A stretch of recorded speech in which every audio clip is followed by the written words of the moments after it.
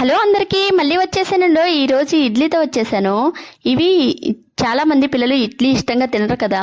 ఈ ఇడ్లీ ఇంట్లో మిగిలిపోయినప్పుడు కానీ ఇలా చేసి పెట్టండి, పిల్లలు చాలా ఇష్టంగా తింటారు. మిగిలిపోయిన ఇడ్లీని అయితే ఇలా రవ్వగా అయితే మనము ఒక బౌల్లోకి అయితే నలుపుకొని తీసుకోవాలి. అలాగే 2 పచ్చిమిర్చి 2 ఉల్లిపాయలు అయితే కట్ చేసి పెట్టుకోవాలి. అలాగే పోపు దినుసులు వేరుశనగ పప్పును అయితే పక్కన పెట్టుకోవాలి. పొయ్యి మీద బాండీలు పెట్టుకొని 2 టేబుల్ స్పూన్ల ఆయిల్ అయితే యాడ్ చేసుకొని ఆయిల్ హీట్ అయ్యాక వేరుశనగ పప్పులు అయితే వేసుకొని బాగా వేపుకోవాలి. అవి వేగాక పోపు దినుసులు వేసి బాగా వేపుకొని మనం కట్ చేసి పెట్టుకున్న ఉల్లిపాయలు పచ్చిమిర్చిని అయితే వేసుకొని కరివేపాకు వేసుకొని బాగా వేయించుకోవాలి.